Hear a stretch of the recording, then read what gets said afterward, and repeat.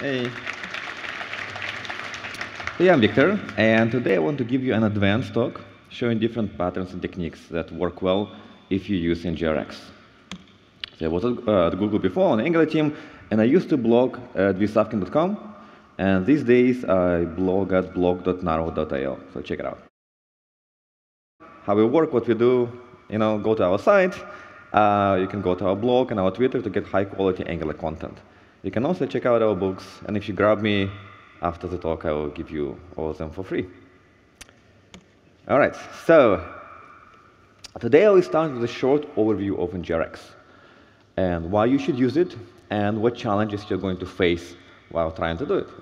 The target audience for this talk is someone who is somewhat familiar with some of the ideas behind NgRx or Redux, so it won't be an in-depth explanation. I'm just going to touch on it so you know how I define things, so you have a baseline, right? Then I will switch and I'll talk about actions, the core primitive of NgRx. In particular, I'll talk about the three categories of actions we often see in Angular apps. And then I'll cover the store, the most interesting part of NgRx, how we decide what processes particular action, how to transform actions, how to compose, all those things using these building blocks to express very complex scenarios. Most of it is based on this wonderful book that, with a scary title, Enterprise Integration Patterns. The title is scary, the book is very heavy, it's like 1,000 pages, but it's a very good book. It's the best book on messaging I know of, and at least half of it works really well in the front-end space and applies really well to NgRx or say like a Redux system, right? So I highly recommend to check this book out. It's well written. It's much better than any of my books, right? By far. So why NgRx and what is NgRx? So programming with NgRx is essentially programming with messages. The key idea that instead of updating the state in place, right, your components send messages or actions to express their intent, right? And the life cycle of an action looks like this. So we start by creating an action. Then we dispatch it or push it into the store, and then the action is being processed in two ways.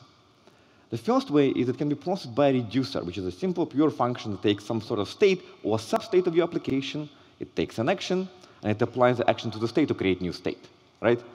Here, for example, we see a simple reducer that takes a list of to-dos and an action. If that action happens to be a to-do, it will create a new list with that to-do added. If it's something else, anything else, yes, it will return the existing list. An action can also be processed by an effects class, and the effects class takes the actions object, which is an observable of everything, of all the actions flowing through your app. You can tap into it, right, and do some sort of side effects. That's why it's called an effects class, because it does execute side effects. In reality, a lot of interactions in our apps are modeled by both a reducer and an effects class. Here, for example, I have an effects class that takes an add-to-do action, does some posting to the server, right? And then it dispatches a different action that our reducer picks up and updates the local state. So we use both an effects class and a reducer to model a simple interaction. Finally, after the reducer creates this new state, we often want to listen to the changes in the state in our component. So we can do it by subscribing to the store, right? We can select some stuff from the store, maybe display it in our component. Here, for example, we're selecting the list of to-dos, so anytime a new to-do appears, it's added to the list, or removed, or a to-do has been changed or replaced, right? That observable is going to emit a new value, and our template will display that new value, right? Essentially, it looks like this graphically. The component dispatches an action, then it goes to the store, where it's been processed by an effects class, or by effects classes, and usually it involves deciding how to process it and transforming it, and then we execute some side effects, then it goes to a reducer, where we create new state based on all those operations, and then the component will receive that new state and will display it, the change to the user, right? Now let's look at every part of this picture. The picture is very simple, in detail. So first, let's talk about actions. So an action is what we dispatch. So basically, it's sort of our intent. Yes, it's a message. They should have called it a message, but whatever. So it's called an action, right? Essentially, in NgRx, the action has two parts. It has a type, which is a string, and it has a payload, which is the extra stuff we need to process, that action. As with most messaging systems, actions are reified. Yes? So in other words, we actually have concrete objects representing actions. We can store them, we can pass them around, and most of the good stuff that we get from NgRx are the result of this property, that they are reified and can be stored and passed around. So NgRx is a very, very simple library and somewhat low level, so it doesn't actually care how you define your actions and what goes into them and stuff like that. It doesn't care how you name your types. It doesn't care how you define your payloads, what goes there, right? It doesn't care how you construct them. So I tend to do it in place like this, because I think it just looks nicer. But a lot of people prefer to do it in this way. They have action constructors that they can pass stuff into, and it helps you to get maybe some more type completion and ensure more invariance. If you have a complex invariant, you want to make sure it holds, every time you construct an action. It's a good place to do it. Anyway, so NgRx doesn't care about your actions in terms of how exactly they are constructed. It also doesn't impose any categorization on them. So from the NgRx perspective, it's all the same. All your actions are sort of alike. But once you start using this library, once you start building your apps using NgRx, you'll quickly find out that not all of them are alike. There are certain categories that are very distinct. Okay, let's look at those. So the three categories of actions are commands, documents, and events. Right? And the same categorization applies across most messaging systems. Surprisingly common, which tells me that it's a more fundamental thing. It's not a front-end thing. It's not just NgRx thing. It's a fundamental thing about messaging that have commands, documents, and events. Dispatching a command is basically a glorified way of invoking a method. Right? Our intent is to tell some other part of the system which we know of to do something. Right? And there is a single place that is going to handle this command, because essentially it's like invoking a method. Right? And we often expect a reply. So when we say, can we do this, we sometimes want to get the value back and say, was it successful? Did we get an error? Stuff like that. So I prefer to name my commands in this way and start with a verb. So it's clear that I'm doing something. Right? Dispatching a document is different. So our intent here is to tell our application that an entity that application may know of has been updated. Right? We don't get a reply. We just say that's a new version of this entity. And we can easily have more than one place that handles, more than one handler for that action. It's a lot less procedural. Right? And I personally tend to name them as just using simple nouns. Finally, dispatching an event is similar to dispatching a document. It's just a little bit more flexible in a way that it's not just entity that can be updated. And I tend to name my events just using a simple phrase, something happened. As I said before, we often have more than one action to actually implement a user interaction. Right?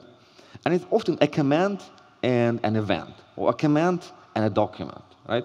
Here, for example, we have the add to do command, which we handle by actually talking to the server, and then we have a to do edit event that we handle locally to just update our local state, the state in our application. Right? So with this one interaction requires both a command and an event. So what we've learned about action that commands may provide a reply and always have a single handler. Events and documents do not expect a reply. We don't expect a reply when we dispatch those, and we can easily have more than one handler. Yes? And I tend to use a naming convention that tells me and my peers what hell is going on, what I'm dispatching. Yes? By looking at the name, you can tell what it is. Right? In addition to the naming convention, which I think is very useful, you can also have other conventions. For example, you can decide that every document you dispatch is going to have an ID of the document in the payload, which is reasonable. It's an entity. We should identify it in some way. Right? Or we can decide that every single event we dispatch is going to have a timestamp associated maybe with the creation of that event. Right? Basically, we can impose a certain schema on an action category. And that schema can be application-specific. Right? It should be application-specific, actually. So the last thing I want to touch regarding action, that request-reply idea. Because I said that commands often expect a reply. A lot of people struggle when they start with NgRx. They don't know how to get a reply. So for example, like if you look at this dispatch, the dispatch method doesn't return anything. It's a void method, so we don't know how to get a reply. Right? And in this example, you see a simple component that basically wants to confirm or ask the user to confirm that the user wants to delete a particular entity, yes, to do. And in some scenarios, in simple scenarios, we could have done it sort of ad hoc. We could have shown a dialog right here, right? Ask the user would say yes, and we would proceed and dispatch some action. But this doesn't work in a general case. So why doesn't it work? Because this operation, for example, confirmation, can result in a URL change, or can result in a lot of other non-local side effects. And if we want our application to be consistent in terms of how we handle non-local side effects, we want to dispatch an action, right? So we're doing this fashion. The question here is, after we dispatch it, we want to get the Boolean, right? So we basically want a Boolean back to know if we want to delete this thing or not, right? So how do we get that Boolean, right? If you imagine the situation, you can sort of imagine there is some effects class somewhere. It's going to listen to that event. It's going to change the URL, pop up a dialog. The user is going to press yes or no. And then the Boolean is going to be stored in the application state, yes, in our state. So now we just need to get it from the state. And the easiest way is to use the entity ID, like the to-do ID, to just say, give me the first result of this type for this entity ID, right? So this observable that we see that select is going to complete after we get the first result, right? So the IDs used in this fashion when we query for them as a correlation IDs, because we use them to correlate our request, with our reply, with our response, right? Usually an entity ID, like a to-do ID, is a good correlation ID. It works really well, but not always. Sometimes we want to apply multiple operations of the same type against the same entity, and we want to get responses for those operations separately, right? So we can create a synthetic correlation ID like this. So it works really well.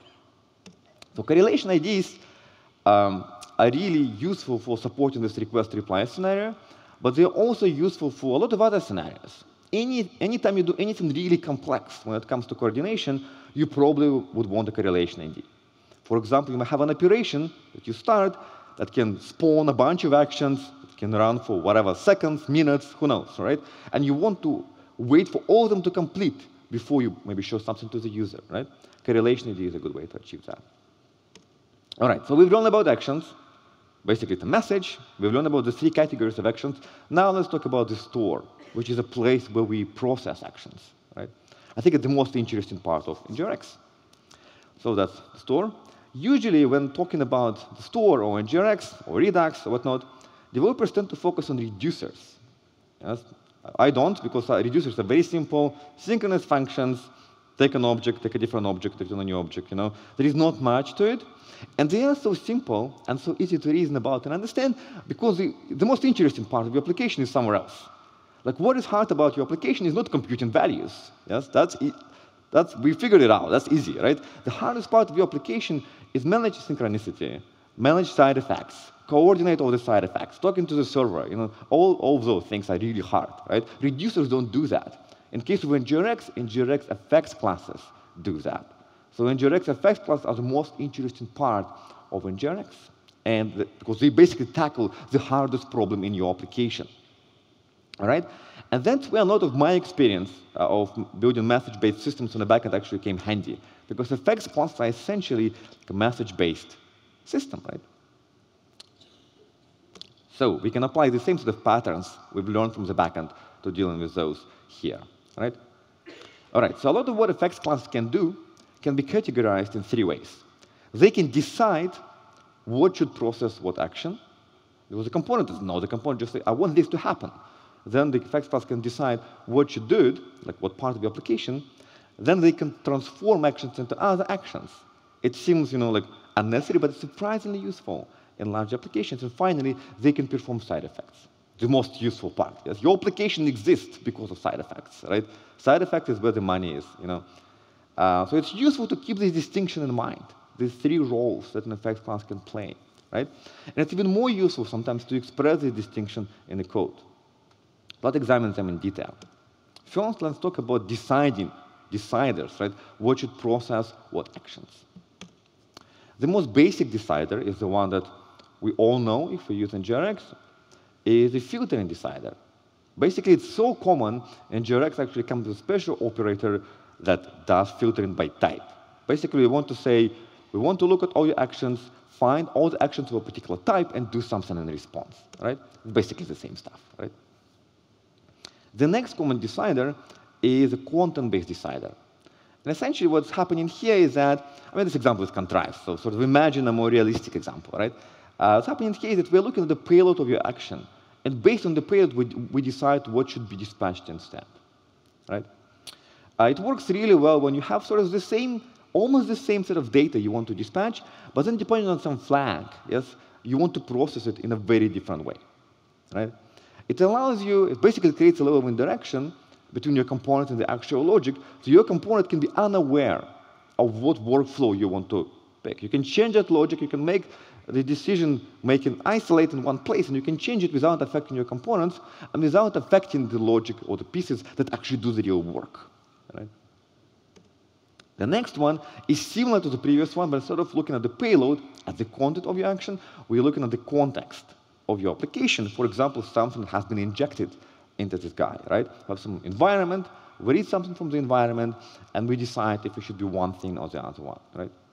And once again, the usefulness of this is that the component doesn't have to know. The component just says, I want to do this. And then you can check what the user, for example, what the permissions of the user are. Are you allowed to do this? Do you need to go through some extra step or whatever, right? You can decide on it here without affecting the component. The component doesn't have to know, right? And this example is very simple because the check I'm doing, or like rather the data I'm getting, right, I already have sort of statically, synchronously in that place. But you can imagine in some very convoluted scenarios, which are not that rare, surprisingly, you can actually go to the server, get some data from there, get the data back, and then decide when to dispatch. And this operation will be completely transparent for the component. The component doesn't know. And the logic that actually does the real work won't know as well. Right? It's encapsulated in one place. All right. The next one is a splitter. Essentially, we take an action, and we decide to create multiple actions out of it. So we're splitting an action. Right? It's useful for the same reasons it's useful to split one method into multiple methods. Right? We can look at every action independently, we can test independently, we can exercise independently, things like that. Here, for example, we can look at login and deal with login independently, or we can look at adding a to-do, deal with it independently. Those two concerns are separated. The opposite of a splitter is an aggregator, and it's a little bit more complex. Essentially, it does the opposite. It takes an array of actions and maps them into a single action, right? So here we are grouping to-do, added, and logged into one action. It's a little bit more involved, so let me walk you through it. So you sort of know if you want to build something custom, it's actually very possible with RxJS. Right? So we start with filtering. We want to get all that to-dos. Then we're going to flat map it and find two actions. We basically create two observables of length 1, right? Of to-do, edit, and logged. And we use a correlation IDO to get the right one. Right? Then we zip them up. And so we get the pair of those values, which you can use to dispatch a new action. It's a lot of boilerplate, but if you do it more than once, it's not hard to extract it into something like this. Fundamentally, it is boilerplate because RxJS just doesn't come with one. Yes, it doesn't come with an operator that does exactly that, right? If you use it twice or 3 times or whatever, you can easily create a helper, and it will look very, very nice. All right, so let's recap. So there are 5 common deciders you can sort of see in typical applications. The filtering one takes an observable things, makes a more sort of smaller observable or whatever. Yes, the content-based decider looks at the payload and decides how to process an action, so maps it to something else. The context-based decider takes an action, looks at the environment, and decides what the action should be mapped to based on the environment. The splitter takes an action, creates an array. The aggregator takes an array, returns a single action. Another type of activity, another responsibility effects classes often have is transforming actions as actions. The purpose of a transformer is to take it and just create a different action with some extra data, maybe. The most common one is content enricher. We take an action, we get some extra data, we put it in the payload, we dispatch any action, right? Once again, the benefit of doing it in this way is that the component doesn't have to be aware of that extra data, right? The component has, actually, there's a good property. Components are already super complex, It should know as little as possible. By doing something like this, you can achieve that, right? And once again, here, the data is already available. I just happen to have the current user. But you might imagine some convoluted app that most enterprise apps are going to go to the backend, fetch something from the backend, get it back, dispatch a new action, and again, do it completely transparently to the component or to the site that does actual work. Next one is normalizing canonical actions. It's a similar idea where you can dispatch an action from different places of your app. Maybe you have an AngularJS part of your app, if you're upgrading the Angular part of your app, and they just happen to have slightly different sets of data. Not uncommon. Giant app, you maybe have different teams building those, right? So you dispatch different actions that are kind of similar, And this place is going to look at those and map them to a single type of action. So starting from this place, everything looks the same. All right. These are the common building blocks we use when we implement our logic in store, in NgRx store. We have 5 common deciders, 2 transformers. We often execute some side effects, right? And then we reduce actions to create new state snapshots our components can consume. So the best part of this whole thing is that it all composes really well, right? For example, this is a very complex scenario. You probably will have very few of those, but it can happen, yes? And what we're doing here, we are looking at all observable actions. We're using the filtering decider to filter it down. We are splitting it, right? We're using splitter. The top one, we use the content-based decider to map it to something else, then we execute side effects. The bottom one is simply just execute side effects. We aggregate the results and dispatch a new action. The reducer will pick it up and create new state, right? In reality, you probably would do something like that, right? That thing is not that common.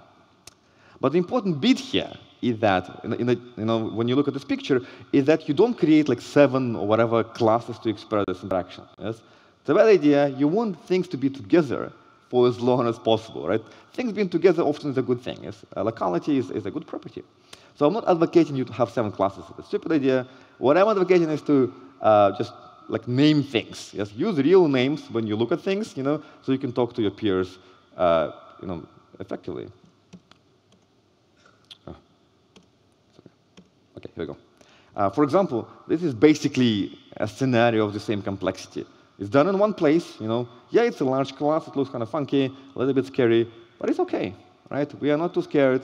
With the filtering, enriching, deciding, splitting, and stuff like that, right? We can easily annotate it maybe with a comment, or just when you look at it, you can just see what it is, And once you recognize and you have the word for it, once you can label it, you're actually a lot more efficient at reasoning about those kind of things. Once you look at it, you'll quickly see, for example, that the first effect doesn't do any side effects, right? And it just does data transformation. Whereas the other 2 effects only execute side effects. So this thing alone has huge implications on how you deal with those. The first one you can probably test with RxJS marbles, It's one way of testing, one way of dealing with it. The other 2, you don't need to use marbles. You can just use Jasmine Spice. So huge implications. If at any point, by the way, one of those steps gets very complicated, you can easily pull it out, move to a different effects class, process it separately. Maybe another team is going to be responsible for that, and nothing will be affected. The component dispatching stuff won't be affected. The stuff that does real work or whatever elsewhere won't be affected. Right? Okay, so let's recap. So we've learned a few things so far. Yes, we've learned that NgRx basically is a message-based system. Components dispatch actions, messages, store, takes those messages, and processes those in interesting ways. Right? Creates state snapshots. At the end, the components will receive. Right? We've learned that there are 3 categories of actions. Even though NgRx doesn't care, doesn't impose any categorization, in the real world, this particular categorization works really well.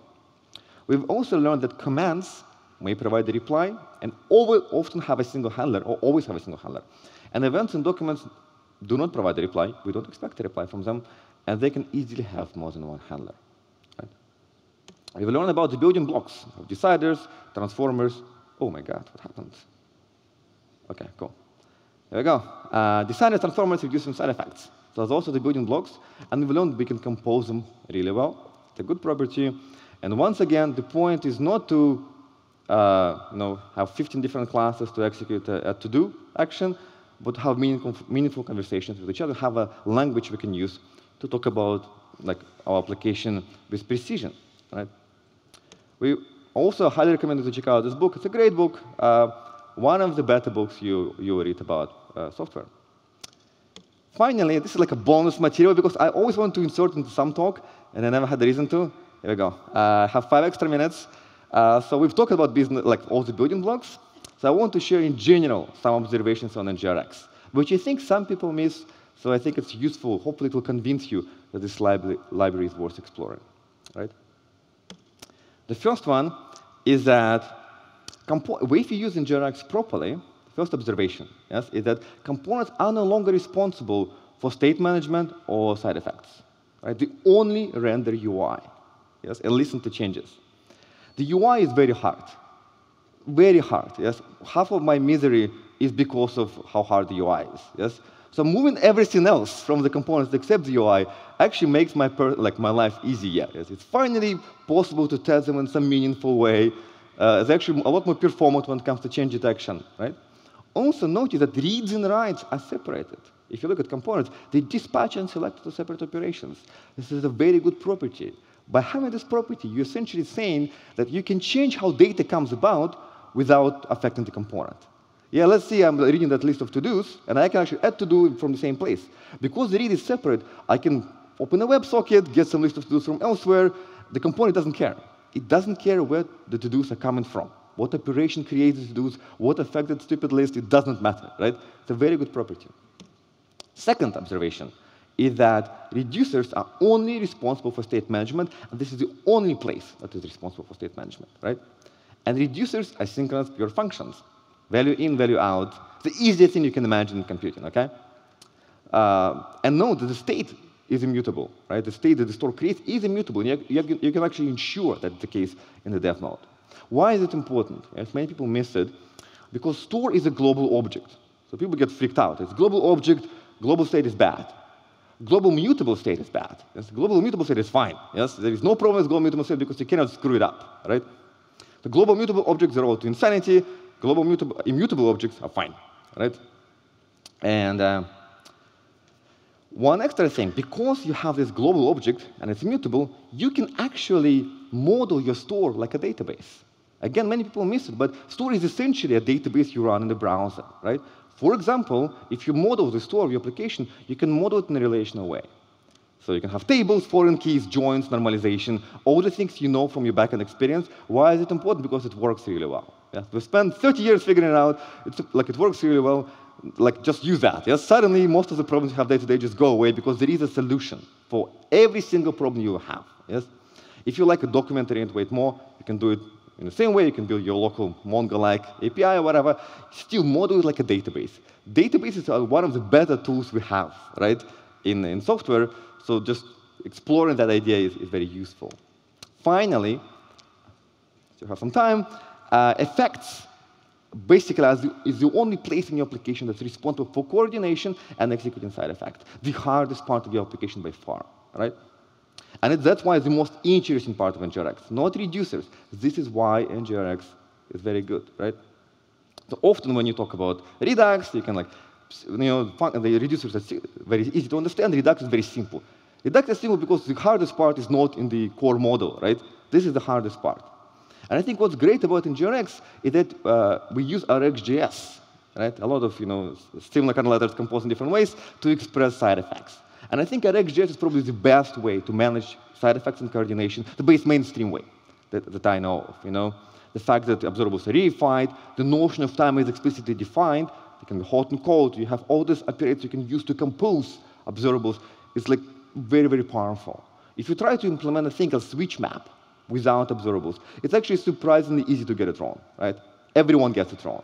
If you look at any application that you are probably dealing with, it's full of race conditions because side effects aren't managed properly, right? And NgRx forces you to do it in the right way by just having long-lived observables that manage your side effects, right? So if you want to learn more, check out our site, our blog. You can get the books for free or not. It's really up to you. If you want to support poor Victor, pay for them. If you don't care, I'll give it for free. Also, check out Annex. This is, if you use NgRx in your application, Annex is an open source toolkit we put together, and essentially it helps you do NgRx right. It creates a bunch of boilerplate, sets it up in a way that makes it harder to screw it up, right? So check it out as well. It's obviously free and open source, so I think it's very, very, very nice. Thank you.